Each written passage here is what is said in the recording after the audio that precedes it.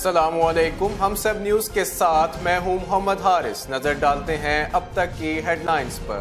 وزیر اعظم شاہد خاقان عباسی کوئٹہ پہنچ گئے، گورنر اور وزیر اعلیٰ سے ملاقات، سیاسی صورتحال اور ترقیاتی منصوبوں پر تبادلہ خیال۔ بھارت بلوچستان میں دہشت گردی کر رہا ہے، سی پیک کے خلاف سازش کی جا رہی ہے، پاکستان اپنے دفاع سے غافل نہیں۔ Chairman joint chief of staff committee general Zubair Mahmood Hayat کہتے ہیں، جنوبی ایشیا میں پائیدار امن کشمیر سے ہو کر گزرتا ہے، افغانستان میں امن کے خواہاں ہیں۔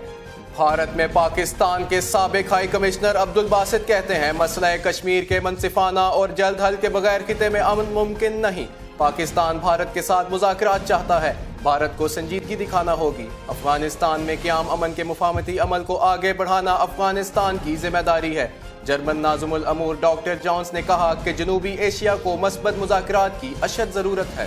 باجوڑ میں شہید کیپٹن جنید حفیظ برما ٹاؤن جبہ میں سپرد خاک۔ نماز جنازہ میں وزیر داخلہ احسن اقبال اور وزیر کیٹ طارق فضل چودھری بھی شریک ہوئے۔ سپریم کورٹ نااہلی کیس میں عمران خان کا فیصلہ محفوظ، لنڈن فلیٹس کی منی ٹریل جمع کروا دی، اثاثے بتاتے ہوئے غلطی ہو سکتی ہے، غلط بیانی نہیں۔ نعیم بخاری کے دلائل، کاغذات نامزدگی میں تنخواہ کا نہ بتانا غلطی ہے یا غلط بیانی، چیف جسٹس کے ریمارکس۔ جسٹس عمر عطا بندیال کہتے ہیں کہ اثاثے چھپانے اور غلطی میں فرق ہے، عمران خان نے یورو اکاؤنٹ ظاہر نہیں کیا۔ اسحاق ڈار کے خلاف آمدن سے زائد اثاثوں کی سماعت، وزیر خزانہ کے ناقابل ضمانت وارنٹ گرفتاری۔ اسحاق ڈار جان بوجھ کر عدالت میں پیش نہیں ہو رہے، بیرون ملک قیام بدنیتی پر مبنی ہے، نیب رپورٹ عدالت میں پیش۔ حسن اور حسین نواز کو اشتہاری قرار دینے کی کارروائی کل تک ملتوی، جائیداد اور بینک اکاؤنٹس کی تفصیلات عدالت میں پیش۔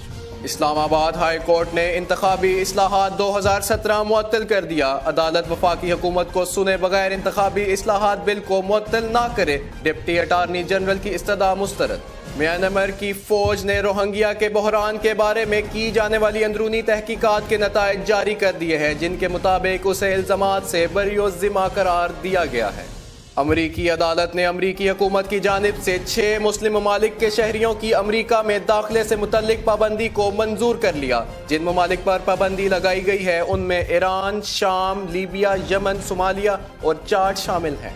برطانوی وزیر اعظم تھریسا مے نے روس پر سخت تنقید کرتے ہوئے کہا، ماسکو حکومت نے آزاد معاشروں کو کمزور کرنے اور جھوٹی کہانیوں سے مغربی دنیا میں انتشار پھیلانے کی کوشش کی ہے۔ اسلام آباد اور راولپنڈی میں آئے روز دھرنوں کے باعث سفر کرنا محال ہو گیا، کئی شاہراہوں کو ملانے والا فیض آباد فلائی اوور دھرنے کی وجہ سے 1 ہفتے سے بند، شہری شدید پریشان۔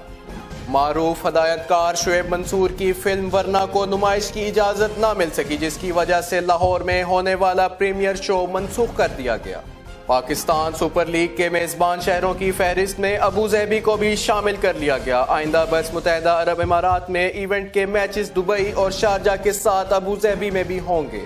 پنجاب اور خیبر پختونخوا کے مختلف شہروں میں بارش سے دھند اور اسموگ میں کمی، وہاڑی، لیا، بہاولپور، احمد پور، شرقیہ، لکی مروت میں بارش، سردی بڑھ گئی۔